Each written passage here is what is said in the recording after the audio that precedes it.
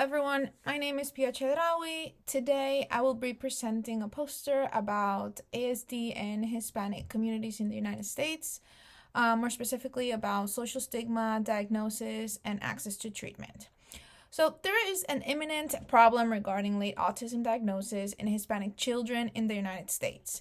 They're being misdiagnosed or underdiagnosed despite meeting autism diagnostic criteria. So they're being diagnosed with autism an average of about 2.5 years later than non-Hispanic white children. So within the Hispanic community, the social stigma surrounding any diagnosis impedes certain factions within the community from seeking out help. Hispanic communities often lack access to treatment because of their low socioeconomic background, language barrier, and lack of knowledge. In the Hispanic culture, there is a perceived stigma associated with all developmental conditions. Social stigma leads families and communities to feel shame and therefore making people with autism spectrum disorder rarely visible or even mentioned. The delays in autism diagnosis can also be directly linked to community and family factors such as religious parental beliefs, personal perspective about disabilities, lack of awareness and general knowledge about autism, lack of family support in the upbringing of children, and general care of the child. Social stigma is potentially impacting how Hispanic children are being diagnosed later in life or not diagnosed at all, giving them a disadvantage in their academic performance and life skill preparations.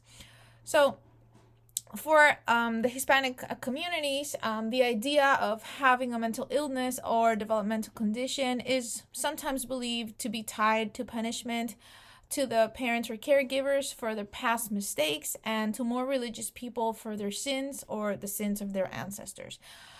So religious and cultural background can directly impact how autism is seen, understood, accepted, and experienced. So some Hispanic parents base their decisions regarding their child's disability solely on their religion or faith. In some cases, they believe that the disability is a test from God, a punishment from God, or even a gift from God. These religious based beliefs may cause parents to not seek out for treatment or any sort of evidence-based intervention. Research has found that some parents even implement non-evidence-based treatments based on their religious beliefs that did not have any scientific value or standards. So why is this important? According to the CDC, about 1% of the world's population has autism. That's over 75 million people. So just in the United States, there is a persistent diagnostic gap that directly affects minorities. 1 in 44 children has been identified with autism in the United States. Not Hispanic white children have 1.2 times a higher chance of getting a diagnosis of autism than Hispanic children. The prevalence rate and statistical growth among children diagnosed with autism in the Hispanic community in the United States will potentially increase in the upcoming years.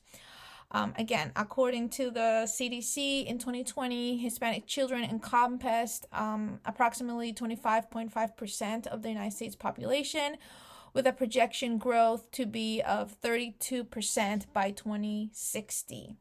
The Hispanic children population growth is higher than any other racial or ethnic group in the United States.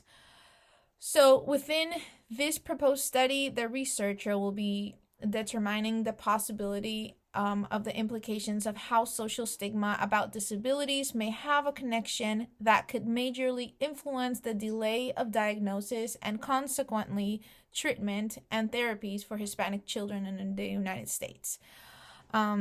So more specifically, the research question that we will be focusing on is what is the relation between social stigma and late autism diagnosis, and how does it interfere with seeking diagnosis, treatment, and support for autism in Hispanic communities? So to investigate this, a survey will be developed by the researcher and conducted based on the self-stigmatizing thinking's automaticity and repetition scale, the Autism Stigma and Knowledge Questionnaire, and the Beach Center Family Quality of Life Scale.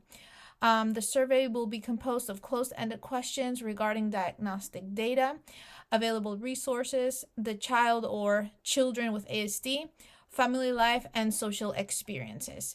So if you're interested in more about this research, my contact information is at the bottom of this poster. Thank you for listening.